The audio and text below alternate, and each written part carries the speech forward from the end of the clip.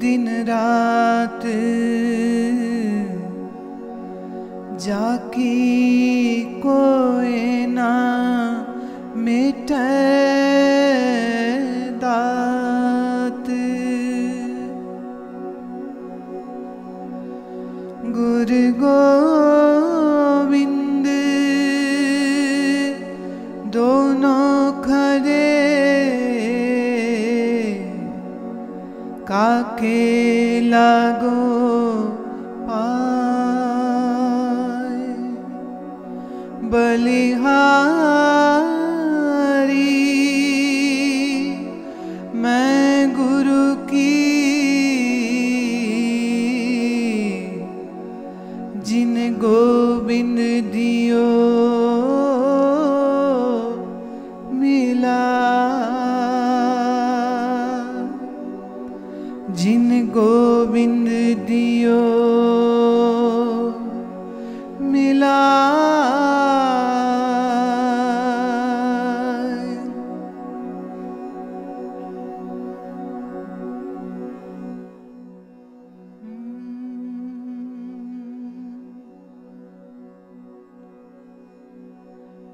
मैं वारी जाऊं बलिहारी जाऊं। मैं वारी जाऊं सदगुरु की जिन लाई राम स्यों यारी।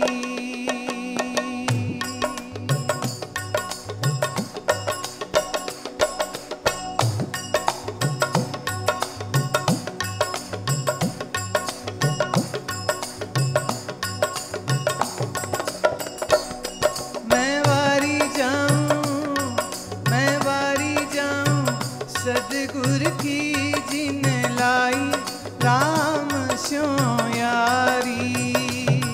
मैं वारी जाऊं सदगुरु की जिन लाई राम स्यों यारी। मैं वारी वारी मैं वारी वारी मैं वारी वारी मैं वारी वारी मैं वारी जाऊं सदगुरु की जिन लाई राम स्यों यारी। मैं वारी जाऊं सदगुरु की जिन लाई राम स्यों यारी। मैं वारी वारी मैं वारी वारी मैं वारी वारी बलिहारी हरी बलिहारी हरी। मैं वारी जाऊं सदगुरु की जिन लाई राम स्यों यारी। मैं वारी जाऊं सदगुरु की जिन लाई राम स्यों यारी।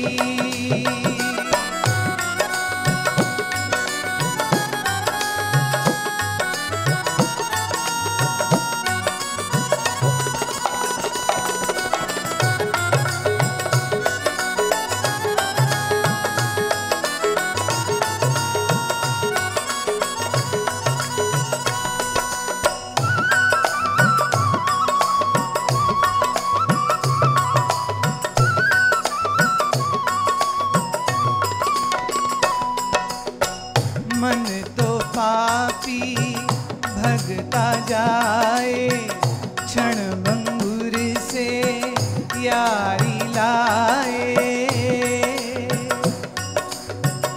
मन तो पापी भगता जाए मन तो पापी भगता जाए क्षण भंगुर सो यारी लाए।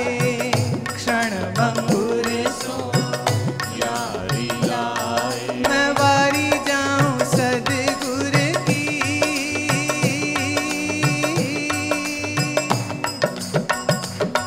मैं वारी जाऊं सदगुरु की जिन काटी ये मन की उडारी। मैं वारी जाऊं सदगुरु की जिन काटी ये मन की उडारी। मैं वारी वारी मैं वारी वारी मैं वारी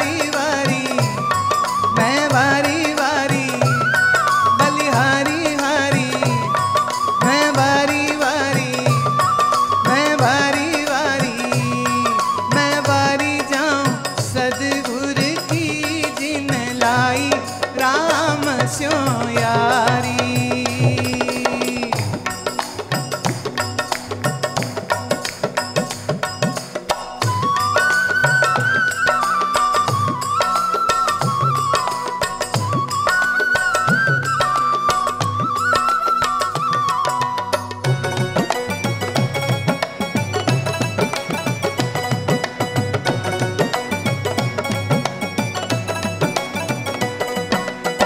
सतगुरु दाता मेरा दयालु, सतगुरु दाता मेरा दयालु, भक्तों पर है वो तो कृपालु, भक्तों पर है वो तो कृपालु, सतगुरु दाता मेरा कृपालु, भक्तों पर है वो दयालु। मैं बारी जाऊं, मैं बारी जाऊं, मैं बारी जाऊं, मैं बारी जाऊं सतगुरु की जिन निर्गुण लाई है यारी। मैं बारी जाऊं सतगुरु की जिन निर्गुण लाई है यार। मैं बारी बारी, मैं बारी बारी, मैं बारी बारी, मैं बारी बारी, मैं बारी जाऊं सतगुरु की जिन लाई राम स्यों यारी। मैं बारी जाऊं सतगुरु की जिन लाई राम स्यों यारी।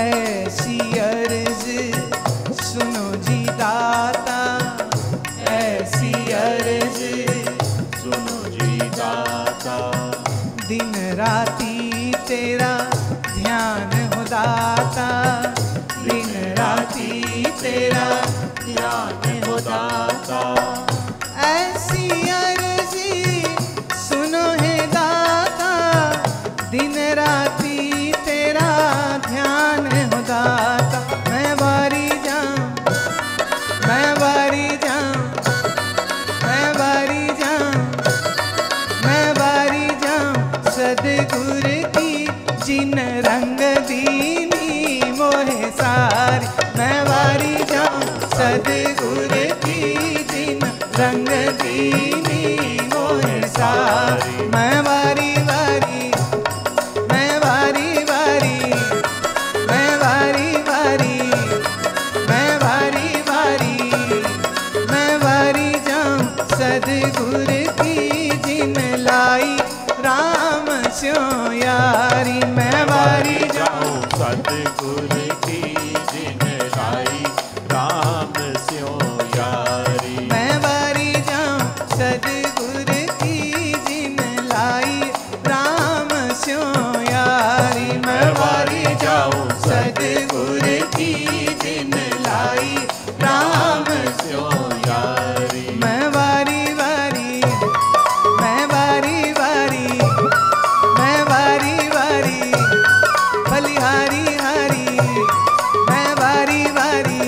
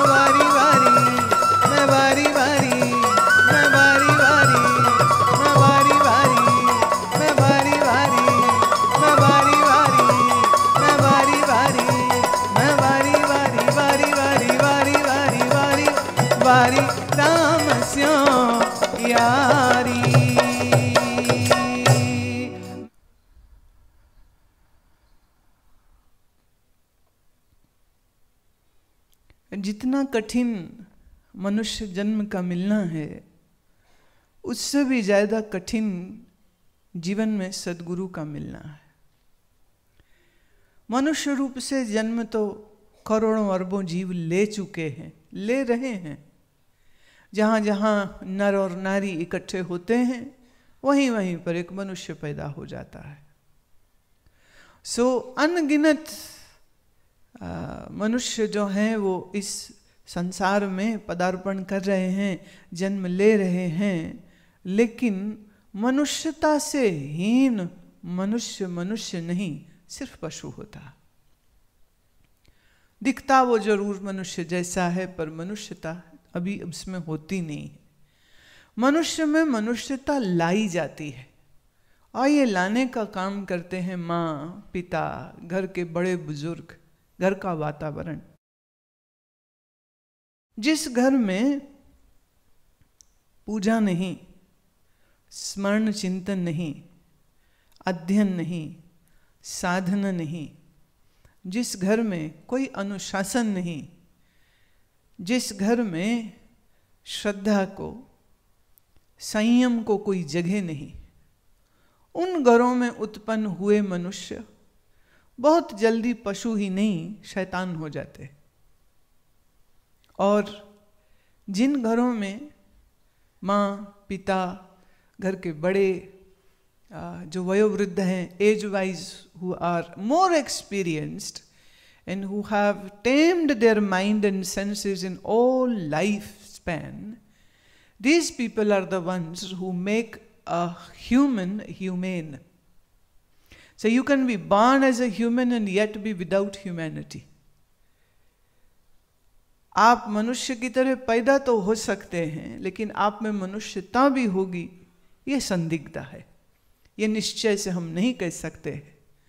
तो ये जो परंपरा से, हमारी ऋषि परंपरा से, हमारी इस वैदिक परंपरा से, हमारे ज्ञान की इस परंपरा से, जो संतों के, महात्माओं के, ऋषिजनों के वचन हैं, ग्रंथ हैं, सतशास्त्र हैं, और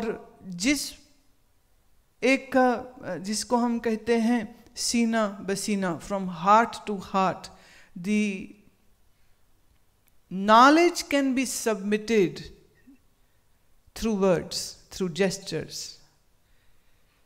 It can be transmitted, but still there is something which is beyond the words, which is not fit to be encapsulated in some linguistic barriers. शब्दों की कैद में जो नहीं आ सकता है, शब्दों से जो प्रदर्शित भी नहीं हो सकता है, शब्दों से जो कहा भी नहीं जा सकता है, असल में ज्ञान वो होता है। जो शब्दों से कहा जा सकता है वो ज्ञान नहीं है, वो सिर्फ सूचना होती है। शब्द हम कहीं पढ़ लें तो ये एक इंफॉर्मेशन है जो हमें मिल गई। जैसे 4 वेद के 4 महावाक्य हैं, कोई भी पढ़ सकता है। आज तो किताब खरीदने की भी ज़रूरत नहीं है। अगर आपके पास इंटरनेट है तो इंटरनेट के ज़रिए, गूगल के ज़रिए या किसी भी सर्च इंजन के ज़रिए आप किसी भी प्रकार की इंफॉर्मेशन ले सकते हो कि उपनिषद में क्या है, किस वल्ली के किस भाग में कौन सा श्लोक है, प्रमुख उपनिषद कौन सी हैं, जैन धर्म में कितने मुख्य ग्रंथ हैं, आगम ग्रंथ कौन से हैं, कौन कौन तीर्थंकर हो चुके हैं। So you have all the details available on the internet. सत्य है, पुस्तकों में प्रकाशित है। आप अपने एक अंगुली के साथ जितनी चाहें इंफॉर्मेशन आप ले सकते हैं। पर इन सब सूचनाओं को पढ़ के, माने जैन आगम ग्रंथों के, जैन सूत्रों के सारे अध्ययन कर लेने के बाद भी तुम तीर्थंकर नहीं हो जाओगे, तुम वही रहोगे। वही भी नहीं, थोड़े और बिगड़ जाओगे। पहले लोगों को भाषण, एडवाइस, राय, पैसा, फैशन, कपड़ा, जेवर, खाने पीने का देते थे। अब आप सूत्रों का देने लग जाओगे कि तुझे पता है उस ग्रंथ में ये लिखा है, तूने नहीं पढ़ा? अच्छा मैंने पढ़ा है। तुम्हें पता है ऐसा हुआ था, तुझे नहीं पता? अच्छा, नहीं हम तो पढ़ते रहते, हमें बड़ा अच्छा लगता है। माने एक एडिड ईगोइस्टिक वैल्यू आपकी पर्सनालिटी में जुड़ जाती है। तो which I would say would be degeneration of what you were supposed to be. आप कुछ और हो जाएंगे उससे। हमारे यहाँ ये हमेशा से बात कही गई, और ख़ास करके वेदांत के ग्रंथ हों, सांख्य के ग्रंथ हों, योग के ग्रंथ हों, तंत्र के ग्रंथ हों, सब ग्रंथों की शुरुआत में, बीच बीच में बारंबार ये बात ज़रूर आ जाती है कि इस ग्रंथ को किसी सद्गुरु के द्वारा पढ़ा जाए। योग का ग्रंथ है तो उसमें सुझाव होगा कि इसको आप किसी सद्गुरु के द्वारा जानिए, क्योंकि जो रहस्य है वो सद्गुरु ही बता सकता है, वह कोई योगी ही बता सकता है।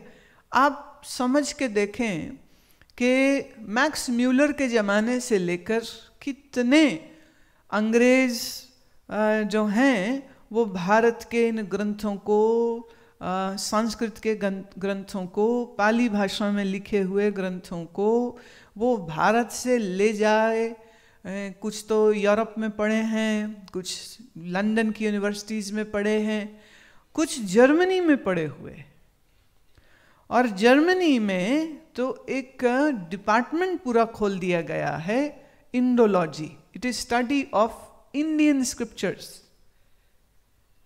आप शायद दारावत संस्कृत ना बोलनी जानते होंगे, ना समझनी जानते होंगे, लेकिन वहाँ मैंडेटरी है कि अगर आपने मेडिसिनल साइंसेस में, मैंने आयुर्वेद में जाना है तो भी, फिलोसॉफिकल साइंसेस में जाना है तो भी, you have to learn Sanskrit. तो जर्मनी में ये चॉइस स्टूडेंट्स को यूनिवर्सिटी के तल पर अभी मिली, उसके बहुत पहले स्कूल के तल पर मिल गई थी। और ये एक तरह से जैसे आपके बच्चे किसी कॉन्वेंट में, किसी इंग्लिश मीडियम में पढ़ रहे हो तो फ्रेंच या स्पेनिश या मैंडरिन लैंग्वेज को वो लेते हैं, तो आप बड़े शौक से कहते हो कि मेरा बच्चा फ्रेंच पढ़ रहा है, स्पेनिश पढ़ रहा है। There is nothing harm, there is nothing bad in that. Learning languages is good. But मेरा एक सवाल है, क्या पहले मूलभूत रूप से आपके बच्चे को संस्कृत नहीं आनी चाहिए? जर्मनी में अभी पिछले दिनों इंग्लैंड के एक प्राइवेट स्कूल में उन्होंने संस्कृत को मैंडेटरी किया, और वो बच्चे सब संस्कृत पढ़ रहे हैं, श्लोकों को समझ रहे हैं, ग्रामर को समझ रहे हैं, उनको वैदिक मैथमेटिक्स कराया जा रहा है।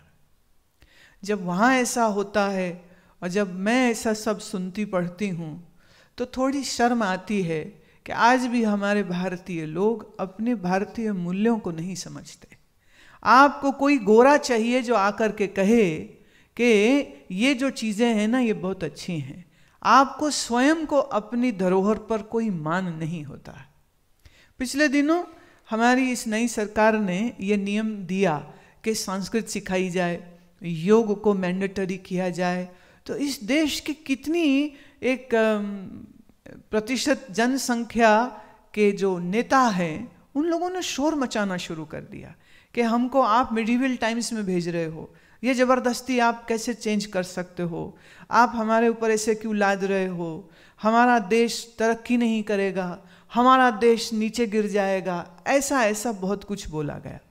But if you are scholar then you should look around what is happening in the whole world. क्या हो क्या रहा है? अगर आपने फैशन कॉन्शियस होकर के दूसरों की नकल ही करनी है तो फिर जर्मनी की नकल कर लो। मुझे स्मरण आता है, मैं वाशिंगटन डीसी में थी और जिस घर में ठहरी थी वहाँ मिलने के लिए सुबह का समय था, तो बहुत लोग आए। तो उसमें एक ब्लैक अफ्रीकन अमेरिकन ग्रुप आया हुआ था।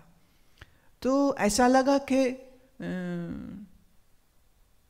उनके लिए शायद ये नई चीज़ होगी कि एक स्त्री गुरु है, तो शायद इस चक्कर में आ गए होंगे।